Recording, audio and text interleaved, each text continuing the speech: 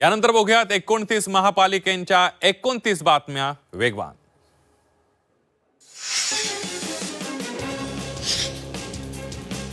मुंबई महापालिकेसाठी भाजपकडून एबी फॉर्मचं वाटप सुरू करण्यात आलेलं आहे। भाजपकडून दादरच्या वसंत स्मृती कार्यालयातून एबी फॉर्मचं वाटप सुरू करण्यात आलंय। यामध्ये काही माजी नगरसेवकांना पहिल्या यादीत स्थान मिळालंय। एकूण 80 उमेदवारांना एबी फॉर्म वाटप करण्यात आलंय। नवी मुंबईमध्ये वनमंत्री गणेश नाईक आणि भाजप अध्यक्ष रवींद्र चव्हाण यांच्यामध्ये बैठक घेण्यात आली आहे। नवी मुंबईमधील सर्व पदाधिकारी उपस्थित होते। तसंच भाजपच्या अनेक नगरसेवकांनी आज मिरवणुका काढत उमेदवारी अर्ज भरलेले। ठाणे महापालिकेसाठी महाविकास आघाडीचा फॉर्म्युला ठरल्याची सूत्रांची माहिती आहे। कळवा मुंब्रा परिसरामध्ये शरद पवारांची राष्ट्रवादी पूर्ण ताकदीने मैदानात उतरणार आहे, तर ठाणे शहरामध्ये शिवसेना उद्धव बाळासाहेब ठाकरे आणि मनसे एकत्र लढणार आहे। मात्र काँग्रेसला फक्त 5 जागांवर समाधान मानावं लागणार आहे। भाजपचे मीरा भाईंदर जिल्हा उपाध्यक्ष नवीन सिंह ठाकूर यांनी सहकाऱ्यांसह शिवसेनेत प्रवेश केला आहे। मीरा भाईंदरच्या राजकीय वर्तुळात महत्त्वाची घडामोड पाहायला मिळाली आहे। भाजपचे मीरा भाईंदर जिल्हा उपाध्यक्ष नवीन सिंह ठाकूर यांनी आपल्या सहकाऱ्यांसह शिवसेनेत जाहीर प्रवेश केलाय। हा पक्षप्रवेश शिवसेना नेते आणि आमदार प्रताप सरनाईक यांच्या प्रमुख उपस्थितीत पार पडलाय।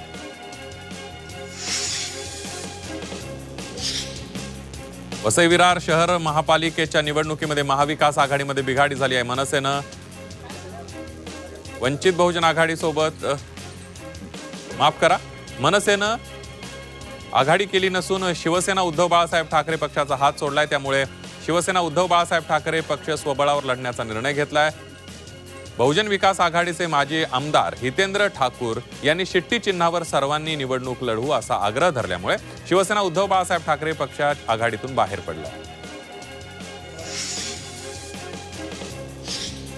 कल्याण पूर्वमधील भाजप उमेदवारांना एबी फॉर्मचं वाटप करण्यात आलंय। कल्याण डोंबिवली महापालिका निवडणुकीसाठी वॉर्ड क्रमांक 142 मधील भाजप उमेदवारांना एबी फॉर्म वितरित करण्यात आलेले आहेत। 9 उमेदवारांना एबी फॉर्मचं वितरण करण्यात आलंय।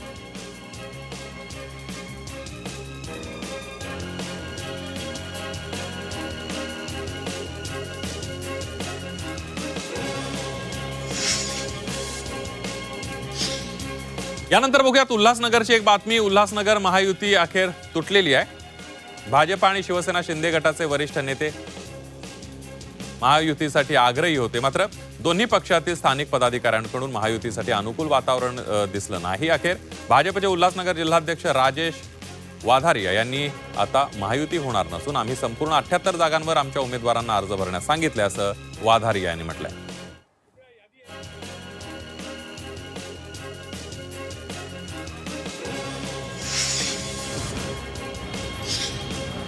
भिवंडी महापालिका निवडणुकीमध्ये शिवसेना उद्धव बाळासाहेब ठाकरे पक्ष आणि मनसे यांच्यामध्ये युती झाल्यानं दोन्ही पक्षांच्या कार्यकर्त्यांमध्ये जल्लोषाचं आनंदाचं वातावरण आहे। मनसेकडून निवडणुकीमध्ये 10 जागांवर निवडणूक लढवली जाणार आहे। या 10 जागांवर मनसेनं आपल्या उमेदवारांची घोषणा केली आहे।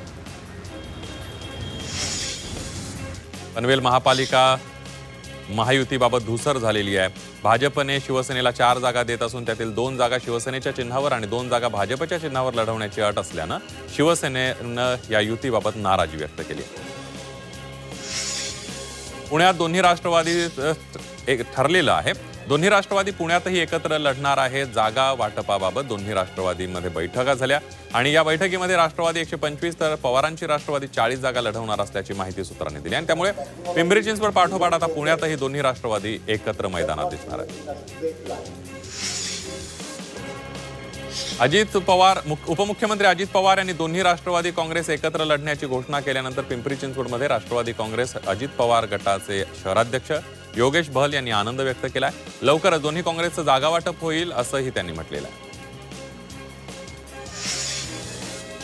अहिल्यानगरमध्ये महायुतीमध्ये बिघाडी होण्याची शक्यता आहे। अहिल्यानगर महानगरपालिका निवडणुकीत शिवसेना वेगळी चूल मांडण्याच्या तयारीत आहे। रात्री उशिरापर्यंत महायुतीच्या प्रमुख नेत्यांची बैठक झाली, मात्र या बैठकीत जागा वाटपाची चर्चा फिसकटल्याची माहिती सूत्रांनी दिली आहे।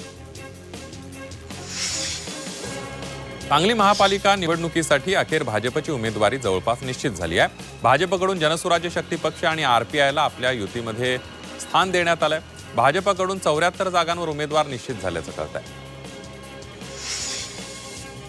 इचलकरंजी महानगरपालिकेसाठी भाजपच्या उमेदवार यादीमध्ये 2 नवे बदल करण्यात आलेले आहेत। मंत्री चंद्रकांत पाटील यांच्या उपस्थितीत झालेल्या बैठकीत हा निर्णय घेण्यात आला असून निश्चित झालेल्या उमेदवारांना आज एबी फॉर्मचं वाटप केलं। त्यामुळे काही दिवसांपासून इचलकरंजी भाजपमध्ये उमेदवार यादीवरून सुरू असलेला घोळ अखेर संपलाय. कोल्हापूर महानगरपालिकेसाठी महायुतीतला घोळ अद्याप संपत नाहीये. महायुतीमध्ये अनेक जागांवरून गोंधळ सुरू असून 5 ते 7 जागांवर अद्याप एकमत झालेलं नाही आहे. त्यामुळे सकाळी पुन्हा बैठक घेऊन जागांचा घोळ संपवण्याचा प्रयत्न केला जाणार आहे.